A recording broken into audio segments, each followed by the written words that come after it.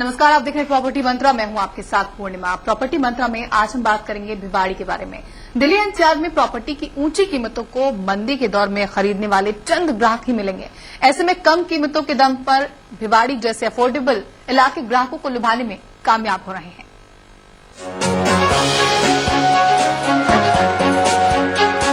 NCR में property खरीदना लगातार बजट से बाहर होता जा रहा है। खासकर गुड़गांव में तो प्रॉपर्टी खरीदने के बारे में लोग सोच भी नहीं सकते। लेकिन घर तो हर किसी को चाहिए। अब अगर गुड़गांव पहुंच से बाहर निकल चुका है तो न्यू गुड़गांव लोगों के आशियाने के ख्वाब को साकार करने की कोशिश कर रहा है। लेकिन बहुत सारे लोगों की पहुंच से न्यू गुड़गांव भी बाहर है। इनके पास विकल्प के तौर पर भिवाड़ी ही सबसे मुफीद लोकेशन कही जा सकती है। मेरी इन्वेस्टमेंट बहुत छोटी थी। मैंने अपनी प्रॉपर्टी लेने के लिए जब डिसाइड किया तो मैं भिवाड़ी की तरफ देखा, जो गुड़गांव से थोड़ी सी दूरी पर ही है। ये इन्वेस्टमेंट बहुत छोटी है, लेकिन ये एक इंडस्ट्रियल हब होने के कारण इन फ्यूचर मुझे बहुत प्रॉफिट देने वाली है। यही सोचकर मैंने यहाँ इन्वेस्ट किया। राजस्थान में पड़ने की वजह से भिवाड़ी प्राकृतिक सौंदर्य से लैस है। सुरक्षित और शांत सा शहर भिवाड़ी अब रियल एस्टेट की नई इबारत लिखने को बेकरार है। दिल्ली मुंबई इंडस्ट्रियल कॉरिडोर तैयार होने के बाद यहाँ का रियल एस्टेट नई छलांग लगा सकता है। भिवाड़ी में Honda, Gillette India, Ashok Leyland, Eicher, Havells, Motherson Sumi, Kajaria ceramics जैसी बड़ी कंपनियां मौजूद हैं। ऐसे में भिवाड़ी में लोकल डिमांड ही इतनी जबरदस्त है कि यहाँ के डेवलपर्स को बाहर के निवेशकों के भरोसे बैठने की जरूरत नहीं पड़ती। डेवलपर्स का दावा है कि भरपूर सुविधाओं के बावजूद कम कीमत के चलते भिवाड़ी लोगों को लुभाने में लगा है। भिवाड़ी में आज भी डिमांड बहुत जेन्युइन है और वहाँ पे कोई भी आज डाउन नहीं है। बाजार आज भी हमारे फ्लैट्स द्वारा अच्छी सेल है और अच्छे रेट पे सेल है। स्लो डाउन बिल्कुल भी नहीं है भिवाड़ी की मार्केट में, जस्ट बिकॉज टिकट साइज छोटा है, अफोर्डेबल साइजेस हैं, क्योंकि 1200 फुट से लेकर 1600-1800 फुट के फ्लैट बनते हैं, 2 BHK 3 BHK, और उनकी जो रेंज आ जाती है वो अप्रोक्सीमेटली मान के चलिए 25 लाख 30 लाख से लेकर 40-45 ऐसी रेंज आ जाती है। तो बहुत अफोर्डेबल सेगमेंट है और प्रॉक्सिमिटी टू गुड़गांव है। आधा घंटा लगता है हमें गुड़गांव से भिवाड़ी। भिवाड़ी को बसाने में सबसे ज्यादा योगदान आशियाना ग्रुप का है।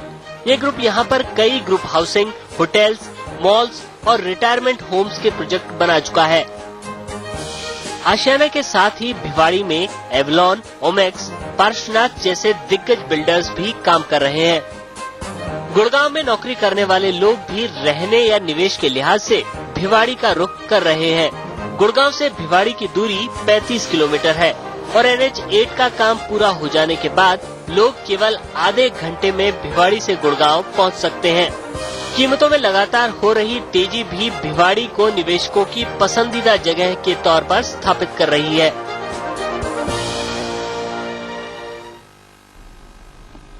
प्रॉपर्टी मंत्रा में हमारे साथ बात करने के लिए हमारे साथ खास मेहमान मौजूद हैं। शांति स्वरूप सतीजा जी, जो propertychacha.com के प्रेसिडेंट हैं। बहुत स्वागत सतीजा जी आपका दिल्ली आज तक पर। सवाल यह है कि अभी हमने स्टोरी देखी, जैसा कि उसमें बताया गया है कि अब भिवाड़ी को नेक्स्ट गुड़गांव के तौर पर देखा जा रहा है। इन्वेस्टर्स हों, बायर्स हों, और किसी का रुझान लगातार बढ़ता जा रहा है। सवाल यह है कि इसके रीजंस क्या नजर आते हैं आपको, साथ ही विस्तार से आप तो जानना चाहेंगे, ताकि चाहे बायर्स हों या इन्वेस्टर्स हों, प्रॉपर्टी अगर वो खरीद रहे हैं भिवाड़ी में तो उनके लिए ये फायदे का सौदा साबित हो। निश्चित तौर पर भिवाड़ी में अगर प्रॉपर्टी खरीदी जाएगी तो फायदे का सौदा होगा। लेकिन आपका जो मुख्य प्रश्न ये है कि भिवाड़ी में लोगों का रुझान क्यों बढ़ता चला जा रहा है, उसके लिए सीधा सरल रिप्लाई ये है कि जितने भी दिल्ली एनसीआर के अंदर प्रॉपर्टीज थी वो अफोर्डेबल प्राइस पर अब अवेलेबल नहीं है। अवेलेबल ना होने की वजह से गुड़गांव से लगभग 30-35 किलोमीटर की दूरी पर भिवाड़ी है और भिवाड़ी और गुड़गांव आने वाले समय में बिल्कुल कोई भी फर्क नहीं रहेगा, कोई भी अंतर नहीं रहेगा। पहले दिल्ली में भी प्रॉपर्टी मिल जाती थी, दिल्ली में ना मिलने के कारण नोएडा में और गुड़गांव में प्रॉपर्टी अफोर्डेबल प्राइस पर लगभग मिल रही थी, लेकिन अब तो बिल्कुल ही असंभव है। असंभव होने के कारण अब जो छोटे पूंजी निवेशक हैं वो इन्वेस्टमेंट करना चाहते हैं, मुनाफा कमाना चाहते हैं और अपने घर का आशियाना बनाना चाहते हैं। और दिल्ली से भिवाड़ी लगभग 65-70 किलोमीटर की दूरी पर है। 65-70 किलोमीटर का डिस्टेंस कोई मायने नहीं रखता, क्योंकि वहां पर प्रॉपर्टी आज की डेट में भी अफोर्डेबल प्राइस पर मिल रही है। और दिल्ली से जितने भी बड़े बड़े डेवलपर थे उन्होंने भी वहां पर रुझान कर लिया है और वहां पर बहुत अपार्टमेंट भी अवेलेबल है, प्लॉट्स भी अवेलेबल हैं। जिसके कारण जहां पर सस्ते दामों पर कोई भी प्रॉपर्टी अवेलेबल होती है, इन्वेस्टर और प्रॉपर्टी बायर वहां का रुझान करते ही हैं। और इस समय मैं ये दावे के साथ कहना चाहूंगा, अगर आप भिवाड़ी में प्रॉपर्टी खरीदते हैं तो आने वाले समय में ये यकीनन फायदे का सौदा साबित होगा। इसी से जुड़ा एक अहम सवाल, जब प्रॉपर्टी खरीदते हैं तो एक कंफ्यूजन होता है डाउन पेमेंट और ईएमआई को लेकर। अगर यहाँ प्रॉपर्टी जो बायर्स हैं, इन्वेस्टर्स के लिहाज से बात की जाए सतीजा जी, तो क्या उन्हें डाउन पेमेंट करके डिस्काउंट लेना चाहिए या फिर ईएमआई देकर प्रॉपर्टी बुक करानी चाहिए? देखिए, बिल्डर्स, डेवलपर्स बहुत स्मार्ट हैं, इसमें कोई दो राय नहीं है कि प्रॉपर्टी इन्वेस्टर और प्रॉपर्टी बायर भी बहुत स्मार्ट हैं और प्रॉपर्टी बायर को स्मार्ट होना भी चाहिए। अगर आप डाउन पेमेंट देते हैं तो आपको बिल्डर की क्रेडिबिलिटी देखनी पड़ेगी, उसमें डिस्काउंट क्या दे रहे हैं उसको नेगोशिएट करना पड़ेगा। और उसके अलावा मैं ये भी कहने में बिल्कुल हिचकिचाहट नहीं करूंगा कि अगर आप उस बिल्डर और डेवलपर से अंडरटेकिंग लें कि वो लिमिटेड टाइम के अंदर जितने टाइम में उसने पोजीशन देना है वो देगा, अदरवाइज डाउन पेमेंट लेने के बाद अगर वो पोजीशन में डिले करता है तो उसकी पेनल्टी उस डेवलपर को देनी चाहिए और देने के लिए अंडरटेकिंग लेना बहुत जरूरी है। ऑन द अदर साइड मैं ये कहना चाहूंगा कि अगर आपने अपनी नींद को नहीं खराब करना, आपने पूंजी निवेश करनी है तो आपको ईएमआई में प्रॉपर्टी लेनी चाहिए और बिल्डर्स की जो डेवलपमेंट उस प्रोजेक्ट के अंदर है उस डेवलपमेंट को देख कर पेमेंट देनी चाहिए। और पेमेंट तभी देनी चाहिए अगर आप बिल्कुल अच्छी तरीके से वहां पर निश्चित तौर पर ये सोच लें कि मेरा पैसा कहीं भी वेस्ट नहीं हो रहा। प्रॉपर्टी जब भी खरीदें सुचेत होकर 100% अपना होमवर्क करके और सोच समझ कर लें और बिल्डर की क्रेडिबिलिटी और प्रोजेक्ट की डेवलपमेंट इसको देखकर ही अपना पूंजी निवेश करें तो ज्यादा बेहतर होगा। बिल्कुल, प्रॉपर्टी के लिहाज से जी हमने बहुत सारे ऑप्शंस लोगों को दिखाए हैं। आज भिवाड़ी की जैसे बात की जा रही है, अब बहुत अहम सवाल यह है कि जब भी प्रॉपर्टी अपार्टमेंट्स की बात की जाती है तो बेसिक प्राइस के साथ साथ अक्सर बहुत सारे हिडन चार्जेस लगाए जाते हैं। अपार्टमेंट के अलावा अगर प्लॉट लेना चाहते हैं तो ईडीसी, आईडीसी, पीएलसी जैसे तमाम चार्जेस लगाए जाते हैं। कितना वाजिब है ये वाजिब तो है, लेकिन कहीं कुछ न कुछ मिसलीडिंग भी है। मैं इसके बारे में क्लियर करना चाहूंगा प्रॉपर्टी बायर्स के लिए, इन्वेस्टर्स के लिए और दिल्ली आज तक के दर्शकों के लिए। अगर आप प्रॉपर्टी लेते हैं तो आप लमसम पहले टोटल लगा लें कि प्रॉपर्टी बेसिक प्राइस के साथ साथ जितने भी इंडियन चार्जेस हैं वो क्या लग रहे हैं। क्या ऐसा तो नहीं है कि प्रॉपर्टी जो आप बाई कर रहे हैं वो आपको बेसिक सेल प्राइस बतलाकर एक मिसलीड किया जा रहा हो और आप वो प्रॉपर्टी जल्दबाजी में ले लें तो ठीक नहीं होगा। आप जितने इंडियन चार्जेस हैं देख लें। मैं दूसरी तरफ से ये भी कहना चाहूंगा कि सुपर एरिया को भी देखना पड़ेगा आपको। जो आपको पोजीशन मिलने वाला है उसमें कितना एरिया सुपर एरिया में शामिल किया गया है और उसमें आप कहीं नुकसान में तो नहीं है।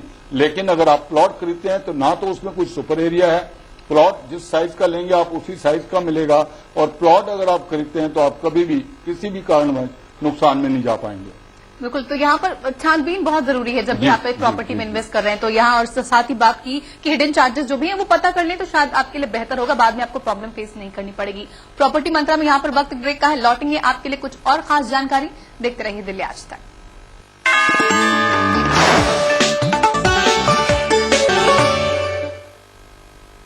तो यहाँ पर बात कर रहे हैं इन्वेस्टर्स और बायर्स के लिहाज से क्या कुछ फायदे का सौदा साबित हो सकता है।